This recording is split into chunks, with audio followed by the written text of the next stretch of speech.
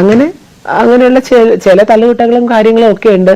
പക്ഷെ എന്നാലും ഞങ്ങൾക്ക് രണ്ടുപേർക്കും അറിയാം, ഞങ്ങൾക്ക് രണ്ടുപേരും ഇല്ലാതെ പറ്റില്ല എന്നുള്ളത്. അത്രയധികം നമ്മൾ പറയില്ലേ, അത്രയേറെ ഹൃദയത്തിൽ ചേർത്ത് വെക്കപ്പെട്ട ബന്ധമാണ് രണ്ടുപേരുടെ. അപ്പൊ അത്രയും പ്രഹസനങ്ങൾ കാണിച്ചുകൊണ്ട് ഞാൻ പറഞ്ഞു എനിക്ക് പറ്റുന്ന കോംപ്രമൈസ്. ഹായ് ഗൈസ്, എന്റെ എല്ലാ ചാനൽ സബ്സ്ക്രൈബറിനും പുതിയൊരു വീഡിയോയിലേക്ക് സ്വാഗതം. അങ്ങനെ സീമ വിനീതും നിശാന്തും ഒന്നിച്ചിരിക്കുകയാണ് സുഹൃത്തുക്കളെ. സീമ ആരാണെന്നൊന്നും ഞാൻ നിങ്ങൾക്ക് പറഞ്ഞു തരേണ്ട ആവശ്യമില്ലല്ലോ അല്ലെ. സോഷ്യൽ മീഡിയയിൽ ഏറെ ആരാധകരുള്ള ഒരു മേക്കപ്പ് ആർട്ടിസ്റ്റ് ആണ് സീമ വിനീത്. ഇൻഫ്ലുവൻസർ ആയിട്ടും മേക്കപ്പ് ആർട്ടിസ്റ്റ് ആയിട്ടൊക്കെ ഏറെ ആരാധകരുള്ള ഒരാളാണ് സീമ വിനീത്. മോഡലിംഗുമായി തിളങ്ങി നിൽക്കുന്ന ആളാണ് സീമ. കേരളം ഏറ്റവും കൂടുതൽ സ്നേഹിക്കുന്ന ഒരു ട്രാൻസ്ജെൻഡർ കൂടിയാണ് സീമ. കുറച്ചു ദിവസങ്ങൾക്ക് മുന്നേ സീമയെ കുറിച്ച് നമ്മളൊരു വീഡിയോ ചെയ്തിട്ടുണ്ടായിരുന്നു. എല്ലാവരും ഓർക്കുന്നുണ്ടാകുമെന്ന് കരുതുന്നു. ഞാനും നിശാന്തും പിരിയുകയാണെന്ന് നീണ്ട ഒരു പോസ്റ്റ് തന്നെ ഇൻസ്റ്റാഗ്രാമിൽ പോസ്റ്റ് ചെയ്തിട്ടുണ്ടായിരുന്നു സീമ. അതിനെ ബേസ് ചെയ്തിട്ടുണ്ടായിരുന്നു നമ്മൾ അന്ന് വീഡിയോ ചെയ്തത്. നിശാന്തിനെതിരെ നീണ്ട ആരോപണങ്ങളായിരുന്നു ആ പോസ്റ്റിൽ പങ്കുവച്ചത്. ഞാൻ ആ കുറിപ്പ് സൈഡിൽ നിന്ന് കാണിക്കാം, കണ്ടോ.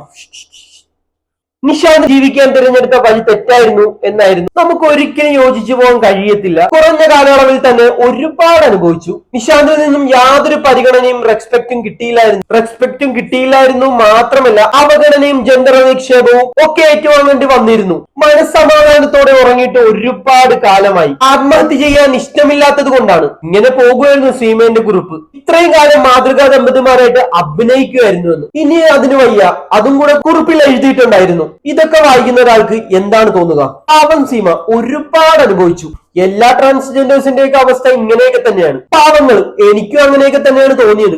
മുമ്പും സീമ നിശാന്തിനെതിരെ ഇതേപോലെ കുറിപ്പുകൾ എഴുതിയിട്ടുണ്ടായിരുന്നു. പിന്നീട് അതൊക്കെ പിൻവലിക്കുമായിരുന്നു. അതും കൂടി നമ്മൾ ഓർക്കണം. ഇത്തവണയും അതൊക്കെ തന്നെ ആവർത്തിച്ചു. ഈ കുറിപ്പും സീമ പിൻവലിക്കുക മാത്രമല്ല നിശാന്തിനൊപ്പമുള്ള ഒത്തിരി ഫോട്ടോകൾ ഇൻസ്റ്റാഗ്രാമിൽ ഷെയർ ചെയ്യുകയും ചെയ്തിരുന്നു. ഇതോടെ എന്തായി? സീമയിലുള്ള ഒരുപാട് പേർക്കുള്ള വിശ്വാസം അങ്ങോട്ട് നഷ്ടപ്പെട്ടു. സ്വാഭാവികം, ഇടയ്ക്കിടെ അയ്യോ അമ്മ എന്നൊക്കെ പറഞ്ഞ് പോസ്റ്റ് ഇടുമായിരുന്നു. പിന്നീട് നമ്മൾ ഒന്നിച്ചെന്നും പറഞ്ഞ് കുറെ പോസ്റ്റുകൾ ഇടുകയും കാണുന്ന ആർക്കായാലും ദേഷ്യം വരും, വിശ്വാസവും നഷ്ടപ്പെടും. എന്നാലും താൻ എന്തിനാണ് ഇങ്ങനെയൊക്കെ ചെയ്തതെന്ന് വിശദീകരണവുമായി സീമ രംഗത്ത് വന്നിട്ടുണ്ട്. നമുക്ക് സീമയ്ക്ക് എന്താണ് പറയാനുള്ളതെന്ന് കേട്ടു നോക്കാം. നിങ്ങൾ പിരിയാൻ പോകുന്നു എന്നുള്ളൊരു അപ്ഡേഷൻ സാമൂഹ്യ മാധ്യമത്തിൽ ഷെയർ ചെയ്തിട്ടുണ്ടായിരുന്നു. അതിലൊരു കുറ്റബോധം തോന്നിയിട്ടുണ്ടായിരുന്നു. കാരണം വേണ്ടായിരുന്നു, എടുത്തുചാട്ടമായി പോയി എന്നുള്ളത് ഇപ്പൊ എനിക്ക് തോന്നാറുണ്ട്. കാരണം അത് നമ്മൾ എന്ത് കാര്യവും വളരെയധികം ആലോചിച്ച് നമ്മൾ കിട്ടുന്ന എന്ത് കൊണ്ടത് സോഷ്യൽ മീഡിയയിലിട്ട് മറ്റുള്ളവർക്ക് സംസാരിക്കാനായിട്ട് അവസരം കൊടുക്കാതെ നമുക്ക് കുറച്ച് ചിന്തിച്ച്, അതെന്റെ സുഹൃത്തുക്കളായാലും പറഞ്ഞിട്ട് കുറച്ച് ചിന്തിച്ച് ആലോചിച്ച് വേണം തീരുമാനം എടുക്കാൻ. പക്ഷെ അത് ശരി, ഇപ്പോഴെങ്കിലും അങ്ങനെ തോന്നിയല്ലോ, ഭാഗ്യം. ഇനി മേലെ ഇങ്ങനെയുള്ള പരിപാടി ആവർത്തിക്കരുത്. വെറുതെ ആൾക്കാരെ തെറ്റിദ്ധരിപ്പിക്കരുത്. നിങ്ങൾക്കിടയിൽ വല്ല സൗന്ദര്യപ്പിണക്കം ഉണ്ടെങ്കിൽ നിങ്ങൾ തന്നെ പരസ്പരം അതൊക്കെ പറഞ്ഞു തീർത്തോളണം. അല്ലാണ്ട് ഇൻസ്റ്റാഗ്രാമും ഫേസ്ബുക്കും ഒക്കെ എടുത്തിട്ട് വായി തോന്നിയത് പറഞ്ഞു പിടിപ്പിക്കരുത്. കുറച്ചുകൂടിയൊക്കെ പക്വത കാണിക്കണം പ്ലീസ്. നമ്മളെ സ്നേഹിക്കുന്ന ഒത്തിരി ആൾക്കാരുണ്ട്. വെറുതെ അവർക്ക് വെറുപ്പുണ്ടാക്കി വെക്കരുത്. നിങ്ങൾക്ക് യഥാർത്ഥത്തിൽ വല്ല വിഷയം ഉണ്ടായാൽ പോലും ആരും തിരിഞ്ഞു നോക്കത്തില്ല. പറ്റിയ അവസ്ഥ കണ്ടിട്ടില്ലേ? പുലി വരുന്നേന്ന് പറഞ്ഞു ആ അവസ്ഥയ്ക്ക് നിൽക്കണ്ട. എന്തായാലും ബാക്കി കൂടെ നമുക്കൊന്ന് കേട്ടു നോക്കാം, അത് കഴിഞ്ഞിട്ട് ബാക്കി പറയാം.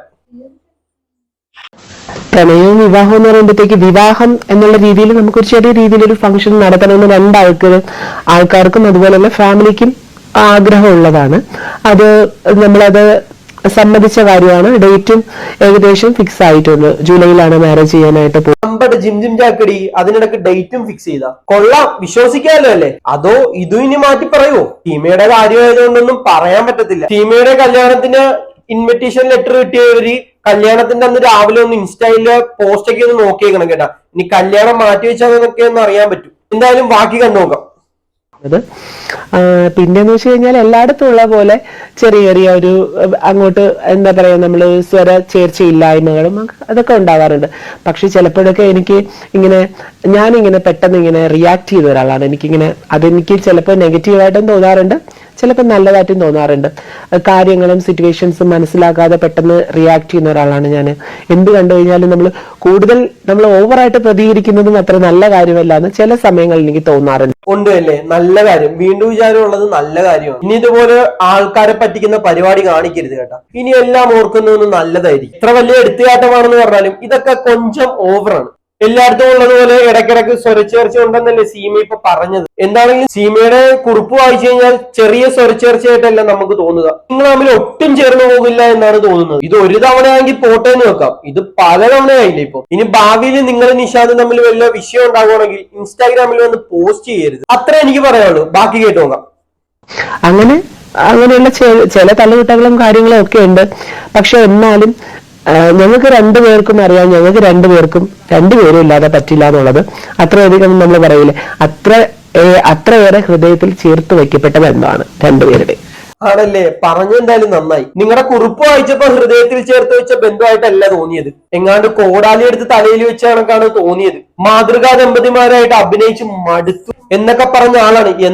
എന്തോ ബാക്കി കൂടെ കണ്ടുനോക്കാം. ഞാൻ പറഞ്ഞ പോലെ എനിക്ക് ചെറുതായിട്ടൊരു എടുത്തുചാട്ടമുണ്ട്, പുള്ളിക്കാരനും ചെറിയൊരു എടുത്തുചാട്ടമുണ്ട്. അപ്പോ നമ്മള് പെട്ടെന്നുള്ള ഒരു എടുത്തുചാട്ടമായി പോയി എന്നൊക്കെ എനിക്ക് ഇങ്ങനെ തോന്നാറുണ്ട്. പക്ഷെ അത് കഴിഞ്ഞ് വിത്തിൻ ഹവേഴ്സ് ആകുമ്പോഴത്തേക്കാണ് നമ്മൾ റിയലൈസ് ചെയ്യുന്നത്. നമ്മൾ പറയില്ലേ, നമ്മൾ എന്ത് കാര്യം, നമ്മളിപ്പോ ഒരു സൂയിസൈഡ് ചെയ്യാൻ പോകുന്ന ഒരു വ്യക്തിയാണെങ്കിലും അത് ഒരു 2 മിനിറ്റ് നമ്മൾ ഇരുന്ന് ചിന്തിച്ചു കഴിഞ്ഞാൽ നമുക്ക് ഒരിക്കലും അത് ചെയ്യാൻ സാധിക്കില്ല.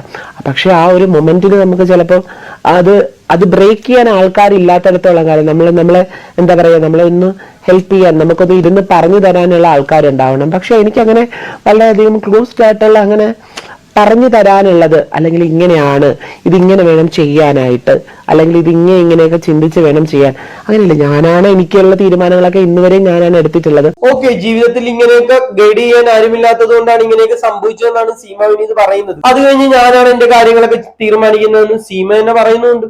ഈ പറഞ്ഞ 2 കാര്യങ്ങൾ തമ്മിലും ഒട്ടും ചേരുന്നില്ലല്ലോ. ഇനിയിപ്പോ ഗൈഡ് ചെയ്യാൻ ആരെങ്കിലും ഉണ്ടെങ്കിൽ തന്നെ സീമ ഒരു തീരുമാനം എടുത്തു കഴിഞ്ഞാൽ വേറെ ആരും പറയുന്നത് ചെവി കൊള്ളാൻ പോകുന്നില്ല എന്നാണ് സീമയുടെ സ്വഭാവത്തിൽ നിന്നും എനിക്ക് മനസ്സിലാക്കാൻ സാധിച്ചത്. ഇവരുടെ ലേറ്റസ്റ്റ് ഫോട്ടോയുടെ അടിയിൽ വന്ന കുറച്ച് കമന്റ് ഞാൻ വായിച്ചു തരാം.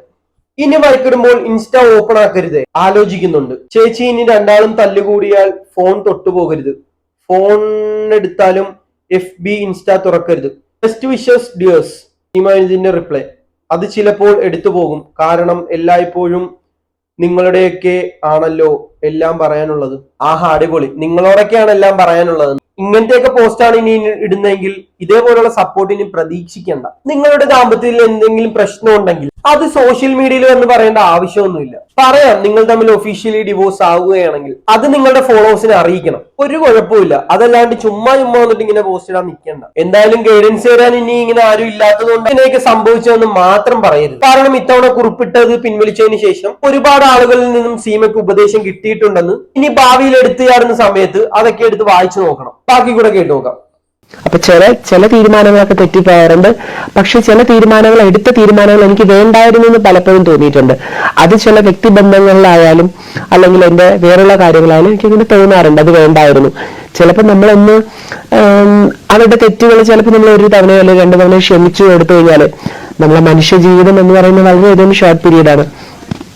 കുറച്ച് വർഷങ്ങൾ, അല്ലെങ്കിൽ ചിലപ്പോൾ ഒരു 10 വർഷം അല്ലെങ്കിൽ 20 വർഷം കൂടി നമുക്ക് ഇങ്ങനെ ഒരു സ്റ്റെബിലിറ്റിയിൽ പോകാൻ പറ്റും. അത് കഴിഞ്ഞ് നമ്മൾ എന്താ പറയാ, നമ്മൾ വേറെയുള്ള കാര്യങ്ങളിലേക്കൊക്കെ പോകും. അപ്പൊ നമുക്ക് പോകാൻ പറ്റും, നമുക്കൊന്ന് ഒരു തവണയോ അല്ലെങ്കിൽ 2 തവണയോ നമുക്ക് പരസ്പരം തെറ്റുകൾ ക്ഷമിച്ച് മുന്നോട്ട് പോയി കഴിഞ്ഞാൽ വളരെ സക്സസ്ഫുൾ ആയിട്ട് പോകാൻ പറ്റുമെന്നാണ്. അങ്ങനെയൊക്കെയാണ് കാര്യങ്ങൾ. എന്തായാലും സീമ തന്റെ തെറ്റ് തിരിച്ചറിഞ്ഞല്ലോ. ഒരിക്കലും അവർ ചെയ്ത് തെറ്റ് ന്യായീകരിക്കുന്നില്ല, തെറ്റ് ഏറ്റുപറയുകയാണ് ചെയ്തത്. അതിന് നിങ്ങളെ ഞാൻ അപ്രിഷിയേറ്റ് ചെയ്യുന്നു. എന്തായാലും സീമക്കും നിശാന്തിനും ഞാൻ നല്ലൊരു ദാമ്പത്യ ജീവിതം നേരുന്നു. ഒരു ട്രാൻസ്ജെൻഡേഴ്സ് സമൂഹത്തിന് മുന്നിൽ കുട്ടികളും കുടുംബവും ഒക്കെ ആയിട്ട് തല ഉയർത്തി ജീവിക്കുക എന്ന് പറയുന്നത് വളരെ സന്തോഷമുള്ള ഒരു കാര്യമാണ്. സീമക്ക് അതിന് സാധിക്കട്ടെ. എല്ലാവർക്കും മാതൃകയാകാൻ കഴിയണം. ട്രാൻസ്ജെൻഡേഴ്സിനെ കുറിച്ച് സമൂഹത്തിലുള്ള തെറ്റിദ്ധാരണകൾ പൊളിച്ചെഴുതാൻ കഴിയണം. അതിൽ നിന്ന് ഈ എടുത്തുചാട്ടം എടുത്ത് ഒഴിവാക്കണമെന്ന് മാത്രം. കൂടുതലൊന്നും ഞാൻ പറയുന്നില്ല.